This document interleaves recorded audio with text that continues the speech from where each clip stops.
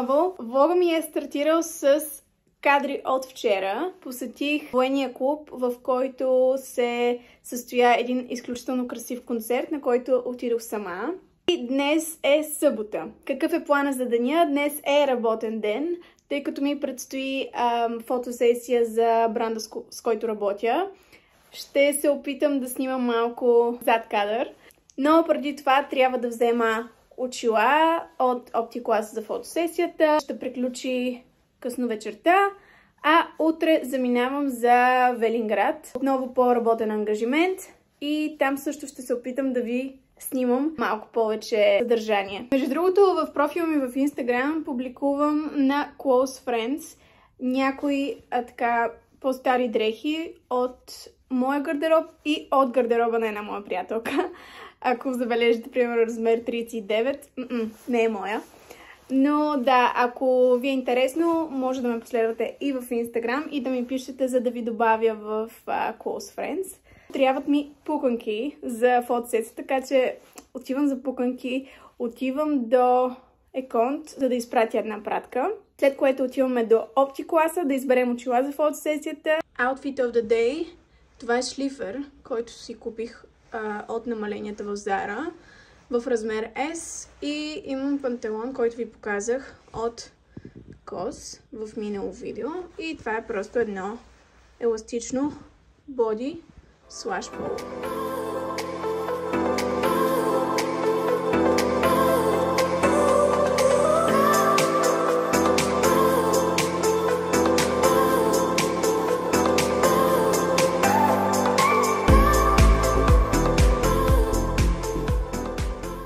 Днес е неделя. Видяхте кадри от вчерашната ми фотосесия.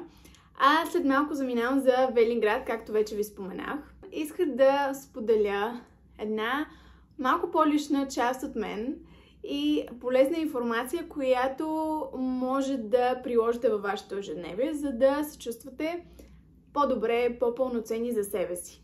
Накратко исках да ви опиша една перфектна сутрин за мен, как стартира моя ден и как аз се зареждам с тази позитивна енергия, за която споменах в предишен влог.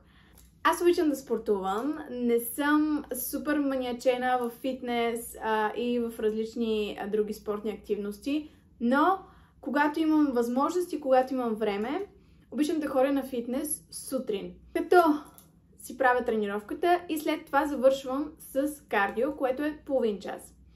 В този половин час аз имам така едно сутрешно работно задължение, което аз трябва да правя и това е да отговарям на имейли, но това ми отнема от 5 до 10 минути. След което ми остават цели, да кажем, 20 минути, в които аз отварям моето Note приложение в телефона ми, което съм си написала мои мисли, любими цитати от книги или изречения, които да ме вдъхновят за предстоящия ден. Това също може да са и заключения, до които вие сами сте стигнали или с помощта на книга, или с помощта на подкаст. Четете една информация всеки ден и я допълвате, разбира се, която ви мотивира да следвате вашите цели, да не губите фокус през деня и да знаете към какво се стремите. Аз съм убедена, че когато вие сте окей със себе си, когато вие сте щастливи от начина на живот, който вие сами си определяте и се заобикаляте от хора с хубава енергия, това автоматично ви прави много по-щастливи и вие можете да предадете това щастие и на хората около вас, хората, които ви ценят и хората, които ви обичат. Ето за това исках да споделя тази информация с вас. Следващия път, когато прочетете нещо интересно, прочетете нещо вдъхновяващо в книга или го чуете в подкаст, може да си го запишете, може да и на тетрадка. За мен по-скоро е по-удобно на телефон, тъй като съм постоянно с него. И така ежедневно да си препрочитате тези всички твърдения, тези всички убеждения, които ще ви вдъхновят за един много по-смислен и целеустремен ден. А сега, тъй като не трябва да закъснявам, както винаги, вземам си куфара и отиваме към Велинград. Сега ще ви направя и рум-тур на апартамента ни. Намираме се в хотел Кашмир. Може би през деня ще се вижда много по-красиво самото място. Как да не ви покажа този огромен апартамент, защото ни предстоят едни много хубави дни.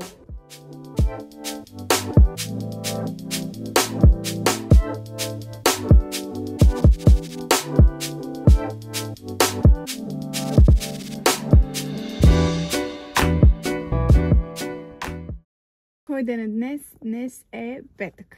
Аз вече съм в София, завърнах се от Велинград, но утре ми предстои едно още по-интересно пътуване до Париж за 2 дена, за 2 нощувки. Отново ще е работно пътуване и отново ще се опитам да ви снимам така малко по-интересни моменти от целия процес на снимане.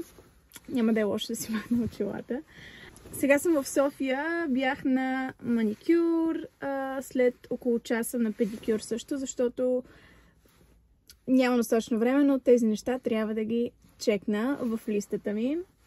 Имам да вземам някои пратки от Еконт, тъй като бях поръчала някои неща от Skims отново на моя клиентка, след което ще ги оставя, след което съм на педикюр и ще се видя с Оги. Оги е момичето, с което снимахме в Лондон.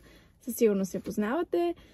Ще е много приятна среща. Винаги се чувствам много заредена, след като се видим с нея. Аз ще отидем и до магазина Люр в София, в който всъщност работих преди година и половина-2, защото трябва да вземем някои неща от там. Трябва да си наглася багажа и да си измисля и аутфитите за Париж, но мисля, че вече ще ви ги покажа, когато съм там, в хотелската стая. Друго нещо, което исках да споделя, е интервю, което дадох за вестник Борба. Аз съм от Велико Търново и една журналистка, с която се познаваме, се свърза с мен, тъй като прояви интерес за нещата, с които се занимавам. Аз откликнах на това предложение, тъй като идеята ми с това интервю, аз ще оставя линк, ако искате да го прочетете, има го и в онлайн сайта им. Но идеята ми беше да мотивирам младите момичета и жени, които искат да преследват целите си и в никакъв случай не трябва да влизат в зоната си на комфорт, ако искат да градят. Това споделих и в интервюто. Разбира се, информацията е доста сумирана, така да кажа. Но исках да предам точно това послание, че от съзнателната ми възраст аз не мога да се сетя и за момент, в който аз съм си влязла от зоната на комфорт. Не знам дали знаете, аз съм учила в Португалия и съм завършила средното си образование там. В 8-ми клас се озовах в един доста престижен колеж, но аз не знаех португалски.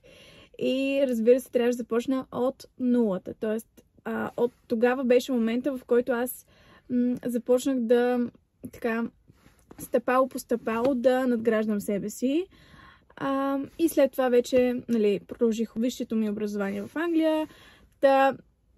Опитах се накратко да разкажа моята история в това интервю и смятам, че може да ви бъде полезно. Отново казвам, с цел да мотивирам младите момичета да не се отказват, да се борят за своите цели, да трупат знания и да не спират да мечтаят, защото това, което ни е в съзнанието, се случва и се сбъдва, стига да вярваме в него и да, разбира се, да полагаме достатъчно усилия.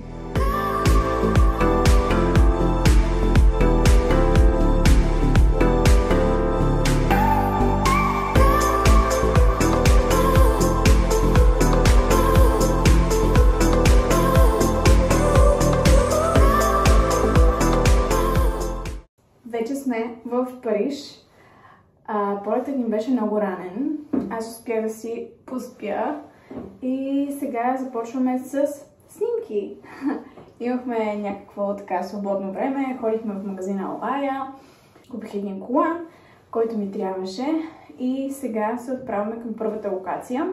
вечерта сме на вечеря и след това почивка. Зареждаме батериите и утре продължаваме. Това са колена Али Севис. Мисля, че съм ви го показвала в влога ми в Лондон. Пуловера ми е от Massimo Dutti с черен панталон и с лофари на Александър Ланг. Миленка, запознай се с моите последователи в YouTube. Това е Милена, един невероятен фотограф, с който работим за Али Севис.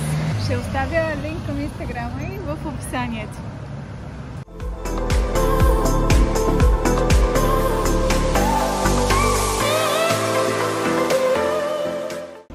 След един прекрасен обяд изядох един огромен вкусен стейк.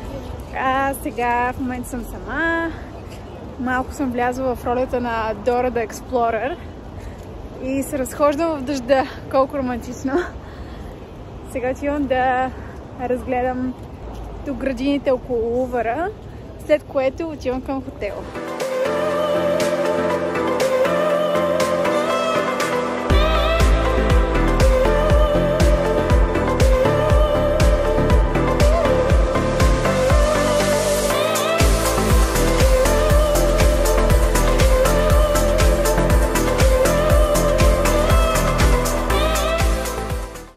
Bisou, bisou, bisou, bisou, bisou, bisou.